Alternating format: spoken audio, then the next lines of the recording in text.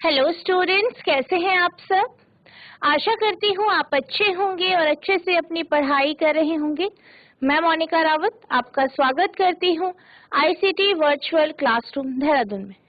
बच्चों, आज हम क्लास 12 का जो आपका सब्जेक्ट है फिजिक्स, उसके जो लास्ट ईयर के क्वेश्चन पेपर है उसे डिस्कस करेंगे।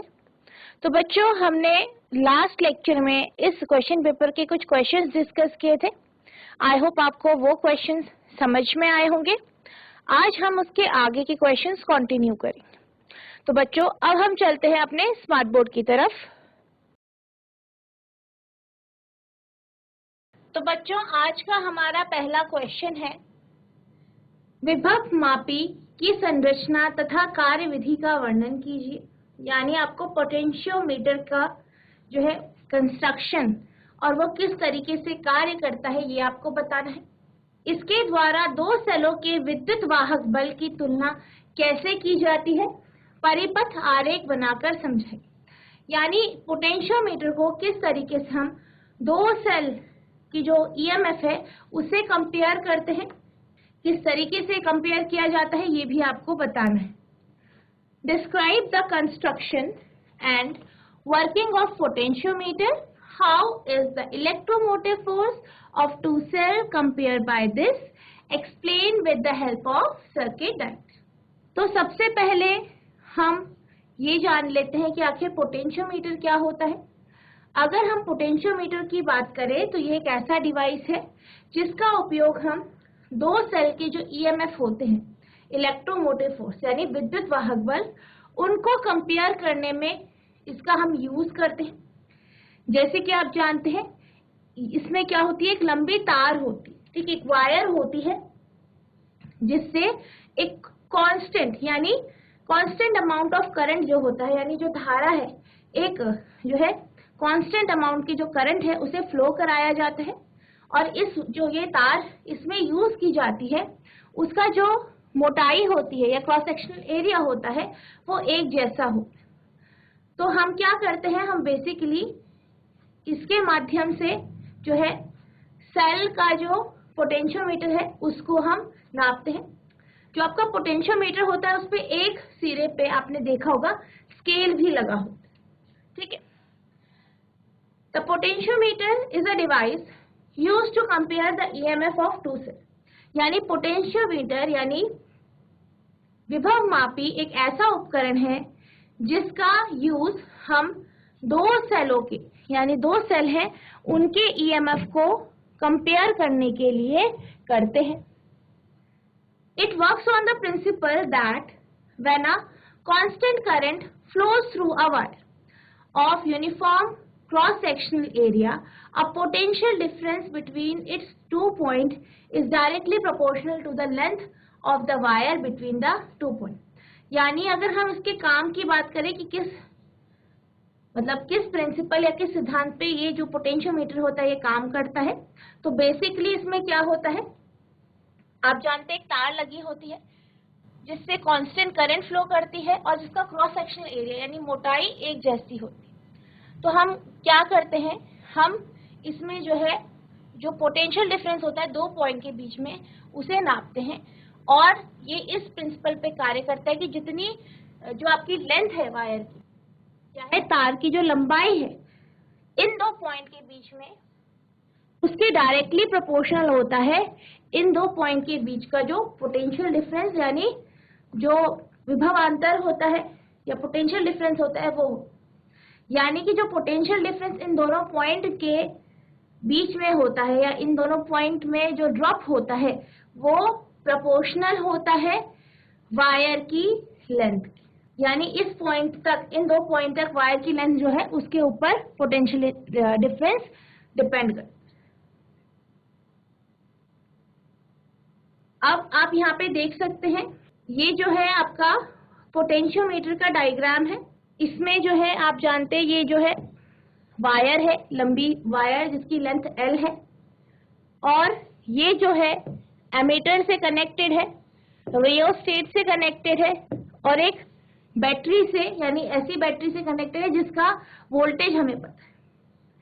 इसको हमने गैल्वेनोमीटर से जोड़ा है यहाँ पे दूसरा सेल लगाया है, जिस सेल का हमें ईएमएफ फाइंड करना है, और इससे हमने एक जॉकी को जोड़ा है, जिससे हम जो आपका फ्लक्चुएशन है वो हम गैल्वेनोमीटर में देखते हैं। तो ये जो है वो आपका पोटेंशियोमीटर का क्या है, डायग्राम है। अब हम बात करते हैं इसके कंस्ट्रक्शन की, यानी इसकी संरचना की। It consist of a long uniform cross sectional area and of 10 metre in length. यानी इसमें क्या होता है, इसमें एक तार होती है जो कि बहुत लंबी होती है, जिसका यूनिफॉर्म क्रॉस सेक्शनल एरिया यानी जिसकी मोटाई एक जैसी होती है, और जिसकी लेंथ 10 मीटर की यानी लंबाई 10 मीटर की होती है। The material of the wire should have a high resistivity and low temperature coefficient. अगर हम वायर यानी तार की बात करें तो तार की जो रेजिस्टिविटी होनी चाहिए, जो उसकी रेजिस्टिविटी होनी चाहिए वो हाई होनी चाहिए, और जो उसका टेम्परेचर कोफिशिएंट है वो कम होना चाहिए।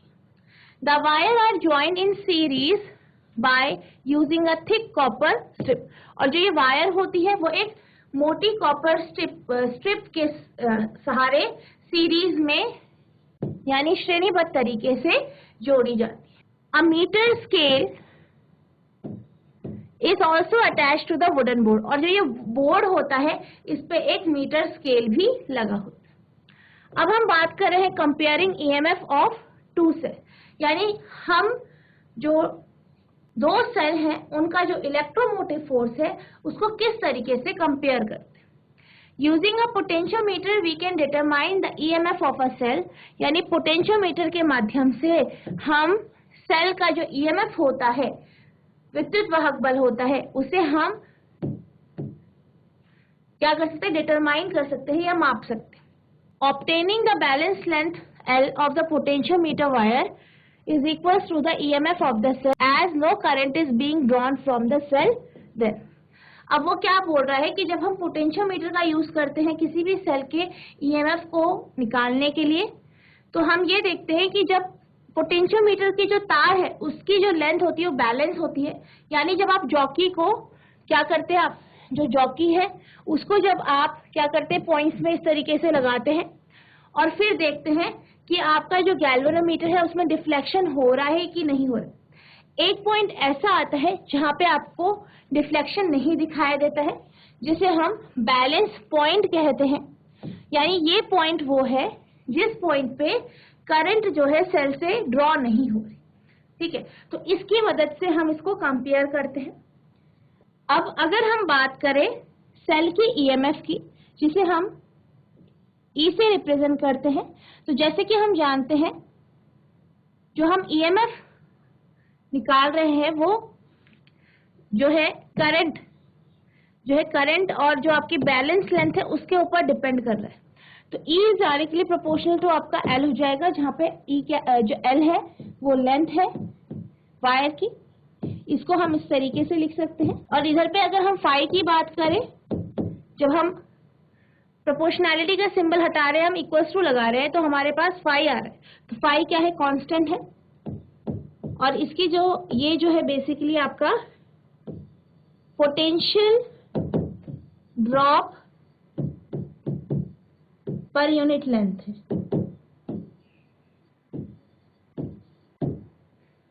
अब हम बात करते हैं कि हम इसे कंपेयर कैसे करेंगे। तो बेसिकली इसका जो डायग्राम है वो कुछ इस तरीके से आप बनाएंगे।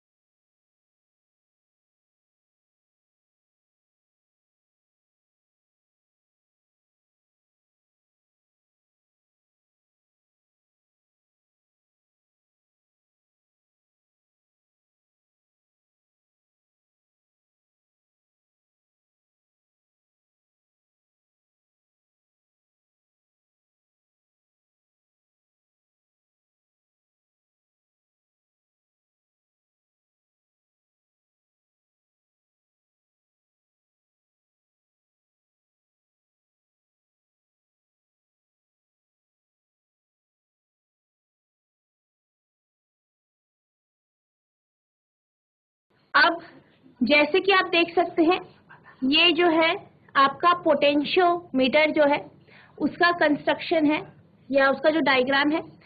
आपने क्या किया है, पोटेंशियोमीटर से आपने की को कनेक्ट किया है, रियोस्टेट को कनेक्ट किया है और एक बैटरी आपने लगाई, और फिर आपने इस बैटरी से जो आपको दो सेल कंपेयर करने हैं वो हमने लगाए हैं, जिनकी वैल्यू, जिनका नाम हमने E1 और E2 दिया है। अब ये दोनों जो है गैल्वेनोमीटर से कनेक्टेड है और एक जॉकी से कनेक्टेड। तो ये क्या है, इस तरीके से आप डायग्राम बनाएंगे।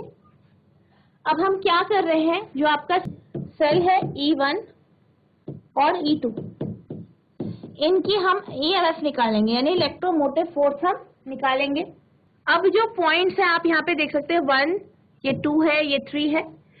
इसकी मदद से हम, ये जो है ये कीज है, और इनकी मदद से आप क्या करेंगे, पहले एक सेल को कनेक्ट करेंगे, उसका EMF निकालेंगे, फिर दूसरे सेल को कनेक्ट करेंगे और EMF निकालेंगे। अगर हम इस लूप में किरचॉफ्स लॉ लगाएं, किरचॉफ लूप लगाएं, ठीक है, किरचॉफ लूप का जो लॉ है, bye Kirchhoff's loop law, E1 जो है वो phi L1 के बराबर होता है। ये हमारी इक्वेशन 1 हो गई। इसी तरीके से E2 यानी जो बैटरी है E2, वो phi L2 के बराबर होगा, इसे इक्वेशन 2 मान लेंगे। अब हम पहली और दूसरी इक्वेशन को डिवाइड कर देंगे, ठीक है।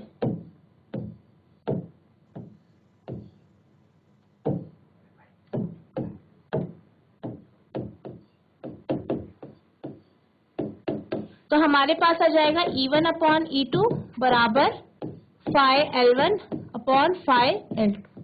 phi से phi कैंसिल हो जाएगा, तो आपका जो आएगा E1 अपॉन E2 बराबर L1 अपॉन L2।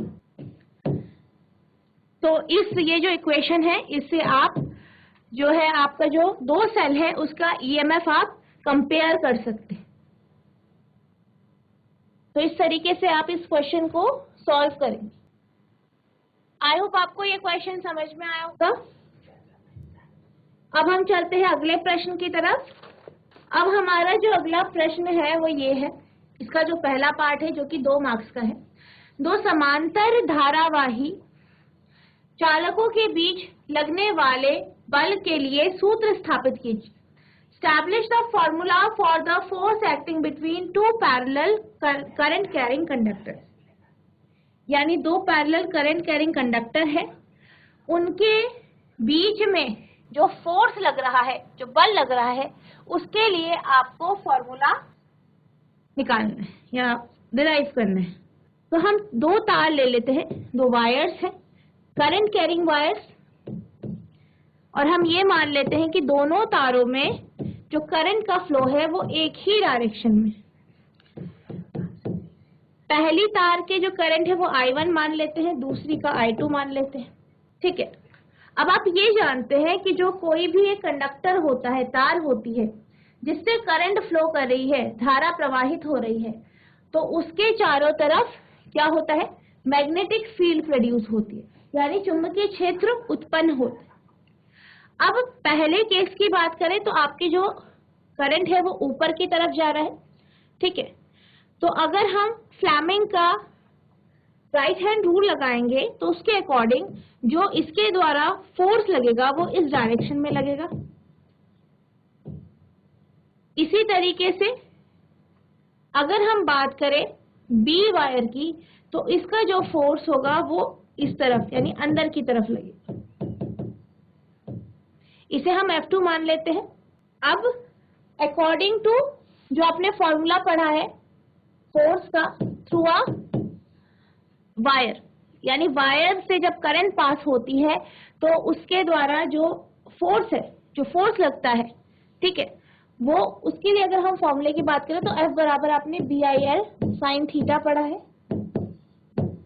अब हम बात करते हैं मैग्नेटिक फील्ड की। तो अगर हम, ठीक है, मैग्नेटिक फील्ड की बात कर रहे हैं तो जो आपका वायर A है उस पे जो फोर्स लग रहा है वो किस तरफ लग रहा है, B की तरफ, और किसके इन्फ्लुएंस में आ रहा है वो, जो बी है, बी से जो मैग्नेटिक फील्ड या मैग्नेटिक जो चुंबकीय क्षेत्र उत्पन्न हो रहा है उसके इन्फ्लुएंस में वो आ रहा है। तो इसलिए अब जैसे हम जानते हैं, हम मान लेते हैं B2 क्या है, जो फील्ड है जो आपकी सेकेंड वायर यानी वायर बी की वजह से जो हो रही है, उत्पन्न हो रही है, उसे हम B2 मान लेते हैं। B2 बराबर होता है mu not upon 4 pi 2I upon D. D जो है दोनों वायर के बीच का क्या है, डिस्टेंस है। B2 की वैल्यू ये है। इसी तरीके से अगर हम F2 की बात करें, F2 होगा आपका B2 I2L। B2 कितना है, mu not upon 4 pi 2I1 upon d I2 as it is लिख लेंगे। L जो है लेंथ है, आपकी जो वायर्स है उनकी लेंथ है। अगर हम फोर्स पर यूनिट लेंथ लें, ये बराबर हो जाएगी mu not upon 4 pi 2I1 I2 upon D के। इसी तरीके से अगर हम पहली जो वायर है उसके कारण जो मैग्नेटिक फील्ड उत्पन्न हो रही है उसकी अगर हम बात करें तो B1 बराबर mu not upon 4 pi 2I2 upon D होता है। और अगर हम इसी तरीके से F1 निकालें तो F1 है होता है आपका B1 I1L। तो F1 बराबर mu not upon 4 pi 2I1 I2 upon D into L हो जाता है। तो F1 अपॉन L होता है mu not upon 4 pi 2I1 I2 upon D। तो ये फोर्स पर यूनिट लेंथ आ गया है। और अगर हम फर्स्ट और सेकंड दोनों फॉर्मूला देखें तो उससे अगर हम जनरलाइज फॉर्मूला निकालें तो हमारा जो फॉर्मूला आएगा F bar by L equals to mu not upon 4 pi 2I1 I2 upon d आ जाएगा। यानी आपकी जो दो तार है जब उनसे करंट फ्लो होती है जो कि पैरेलल है तो उनके बीच में जो फोर्स स्टैब्लिश होता है उसका फॉर्मूला आपका ये आ जाएगा। अब आपका अगला क्वेश्चन है, दो समांतर तारों के बीच की दूरी ज्ञात कीजिए जबकि उनमें क्रमशः 100 एम्पेयर व 20 एम्पेयर की विद्युत धारा प्रवाहित है और वे एक दूसरे को 0.08 न्यूटन पर मीटर के बल से प्रतिकर्षित करते हैं तथा धाराओं की दिशा क्या होगी ये आपको बताना है। Find the distance between two parallel wires while the electric current of 100 ampere and 20 ampere flows in them respectively and they repel each other with a force of 0.08 Newton per meter. What will be the direction of current? आपको ये कहा गया है कि आपके पास दो तारे हैं जो कि समानांतर हैं यानी पैरेलल हैं और उनसे करंट फ्लो हो रहा है, एक से 100 एम्पेयर का, दूसरे से 20 एम्पेयर का, ठीक है, और वो एक दूसरे को रिपेल कर रहे हैं 0.08 न्यूटन पर मीटर के फोर्स। तो आपको ये बताना है कि करंट की दिशा क्या हो, ये आपको बताना है। तो सबसे पहले हमें जो इंफॉर्मेशन दी गई है उसे नोट डाउन कर लेते हैं। हमें I1 की वैल्यू दी गई है 100 एम्पेयर, इसी तरीके से I2 की वैल्यू दी गई है 20 एम्पेयर और फोर्स पर यूनिट लेंथ दिया है यानी F/L जो कि बराबर है 0.08 न्यूटन पर मीटर। अब जैसे कि अभी हमने फॉर्मूला डिराइव किया, आप जानते हैं F/L बराबर होता है mu not upon 4 pi 2I1 I2 upon D के। अब हम क्या करेंगे, इनमें सारी वैल्यूज रख देंगे। F/L होता है आपका 0.08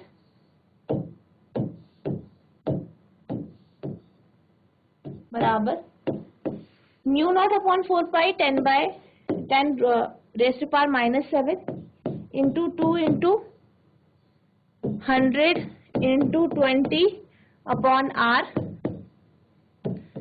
आर या डी जो आप ले रहे हैं, ठीक है, ये बेसिकली डिस्टेंस को शो कर रहा है, डी ले लेते हैं।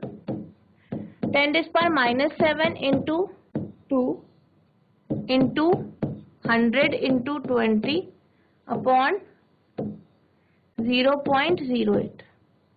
अब इसे हम सॉल्व करेंगे, 2 0 इधर आ जाएंगे, 2 4 जा 8,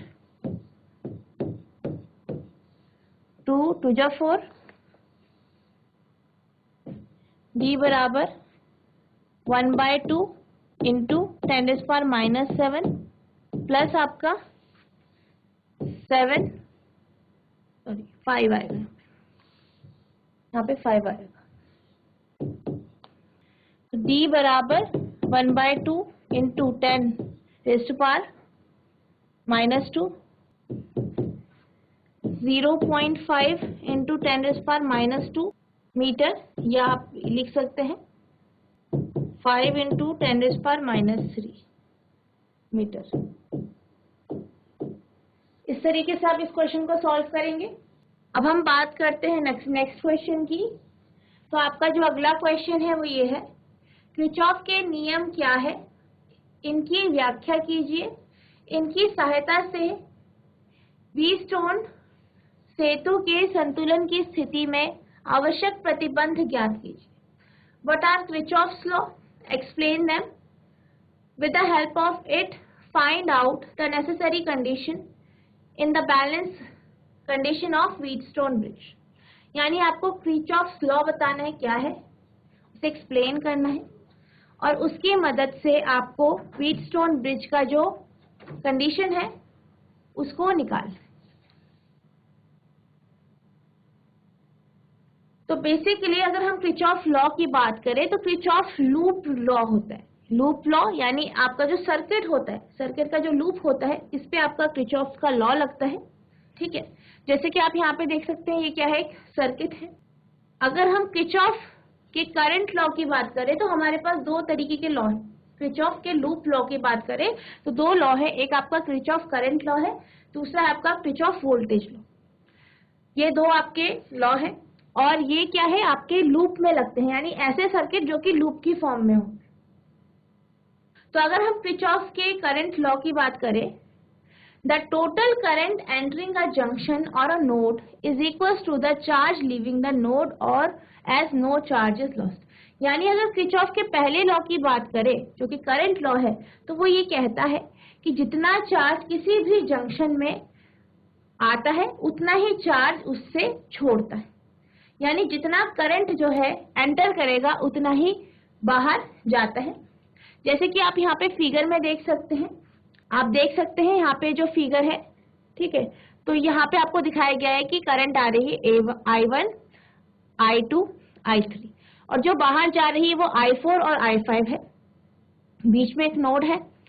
तो जो करंट एंट्री, अगर हम किरचॉफ के पहले लॉ की बात करें तो जितना करंट एंटर कर रहा है इस नोड में वो बराबर होता है जितना इस नोड को छोड़ रहा है, यानी I1 plus I2 plus I3 plus minus I4 plus minus I5 equals to 0। यानी अगर हम बात करें इसके अकॉर्डिंग तो आपका क्या होगा, I1 plus I2 plus I3 जो है वो बराबर हो जाएगा I4 प्लस I5 की। या हम बात करें, हम इसको इस तरीके से भी समझ सकते हैं, I1 plus I2 plus I3 plus minus I4 minus I5 equals to 0। अब यहाँ पे आप देख सकते हैं जो करंट नोड से बाहर जा रहा है उसे हमने नेगेटिव साइन के साथ लिया है, क्योंकि हम इससे इसकी डायरेक्शन को शो कर रहे हैं। तो इसका मतलब ये है कि जितना जो ओवरऑल इस नोड में या जो लूप है उसमें जितना करंट आ रहा है वो बाहर हो रहा है, यानी कि कोई भी जो चार्ज है वो लॉस्ट नहीं हुआ। नेक्स्ट जो है वो किरचॉफ का वोल्टेज लॉ है। अब किरचॉफ के वोल्टेज लॉ के बारे में हम समझते हैं। The voltage around a loop equals the sum of every voltage dropped in the same loop for any close network and equals to 0। अब ये क्या कहता है, ये कहता है कि जो कोई भी लूप है, ठीक है, कोई भी लूप है, उसमें जो है वोल्टेज कितनी, जो सम ऑफ वोल्टेज होगा, जैसे कि आप यहाँ फिगर में देख सकते हैं, यहाँ पे हमें एक लूप दिया गया है ABCD और इस पे हमारे रजिस्टर लगे हैं RR, ठीक है, चारों तरफ R रजिस्टर है यानी प्रतिरोध है। अब हम अगर बात करें इस लूप की, तो इस पे जो वोल्टेज ड्रॉप हो रही है, ठीक है, जो वोल्टेज ड्रॉप हो रही है वो कैसी होगी, सेम होगी किसी भी क्लोज लूप में और बराबर हो जाएगी 0 की। कैसी हो जाएगी, जो हर एक वोल्टेज जो भी ड्रॉप हो रही है इस लूप में वो बराबर हो जाएगी 0 के, यानी AB पे जो वोल्टेज ड्रॉप हो रही है प्लस BC पे वोल्टेज जो ड्रॉप हो रही है प्लस CD में जो वोल्टेज ड्रॉप हो रही है प्लस DA में जो वोल्टेज ड्रॉप हो रही है, ये बराबर हो जाती है 0 यानी 0। या आप ये कह सकते हैं, आप ये जानते हैं V बराबर IR होता है, ठीक है। तो आप जो है इस फॉर्मूले का यूज करके भी आप जो है इसको समझ सकते हैं।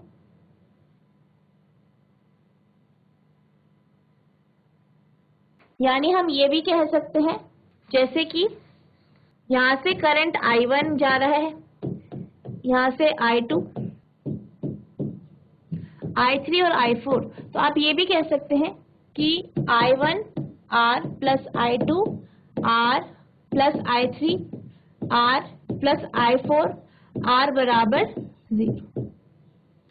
अब हम बात करते हैं व्हीटस्टोन ब्रिज की। तो जो व्हीटस्टोन ब्रिज है, जैसे कि आप यहाँ पे देख सकते हैं क्या है, व्हीटस्टोन ब्रिज है, यहाँ पे आपको दिखाई दे रहा है 4 हमारे पास जो है 3 रजिस्टर है और एक वेरिएबल रेजिस्टेंस है। हम क्या करते हैं, इन्हें हम R1 R2 इसे हम RX मान लेते हैं और इसे हम R3 मान लेते हैं, और ये हमने एक बैटरी से कनेक्ट किया है और आप देख सकते हैं इनके बीच में हमने गैल्वेनोमीटर लगाया है। अब अगर हम किरचॉफ का लॉ देखें, तो किरचॉफ के जो फर्स्ट रूल है, ठीक है, जो आपका किरचॉफ का पहला रूल है, उसके अकॉर्डिंग सिग्मा आई बराबर 0 होता है, जहाँ पे आपका सिग्मा आई या आप कैपिटल आई ले सकते हैं, वो सम ऑफ करंट है, यानी करंट का जो सम है वो आपका सिग्मा आई है, यानी I1 I2 I3 I4 का जो सम है वो आपका 0। अब इसी तरीके से अगर हम सिग्मा IR की बात करें, तो ये बराबर हो जाता है सिग्मा ए या सिग्मा वी के, ठीक है। अब अगर हम इस ब्रिज की बात करें, फॉर बैलेंस ब्रिज, इस ब्रिज, अगर ये ब्रिज बैलेंस्ड है तो इसके लिए क्या होना चाहिए, RX अपॉन R3 बराबर R1 अपॉन R2 होना चाहिए। अब इसी तरीके से अगर हम इन लूप में, ठीक है, इन जो ये लूप है इनमें अगर हम किरचॉफ का सेकंड लॉ लगाएं, सेकंड लूप ले जो आपका CDBC है, इसमें क्या होगा, I1 R1 minus I2 RX बराबर 0 हो जाएगा, या हम कह सकते हैं I1 R1 बराबर I2 RX हो जाएगा। इसे हमने इक्वेशन 1 मान लिया। इसी तरीके से सेकंड लूप की बात करें, तो सेकंड लूप में I1 R2 minus I2 R3 बराबर 0 हो जाएगा, यानी I1 R2 बराबर I2 R3 हो जाएगा। और ये जो हमने निकाला है ये आपका जो किरचॉफ का सेकंड लॉ है वोल्टेज वाला, उससे हमने इसे निकाला है। अब हम इन इक्वेशन 1 और इक्वेशन 2 को डिवाइड कर देंगे, तो इससे हमें क्या प्राप्त होता है, I1 R1 upon I2 R2 बराबर I2 R3 upon I2 I1 R1 upon I1 R2 बराबर I2 RX upon I2 R3, यानी R1 अपॉन R2 बराबर हो जाएगा RX अपॉन R3 के। तो ये हमारी रिक्वायर्ड कंडीशन है व्हीटस्टोन ब्रिज की। तो इस तरीके से आप इस क्वेश्चन को सॉल्व करेंगे। तो बच्चों मुझे आशा है कि जो आज हमने क्वेश्चन डिस्कस किए आपको समझ में आ गए होंगे, आपने इन्हें ध्यानपूर्वक सुना भी होगा। आपको इनको प्रैक्टिस करना है। तो बच्चों आज के लिए बस इतना ही, मिलते हैं हम नेक्स्ट सेशन में, तब तक के लिए thank you and have a nice day.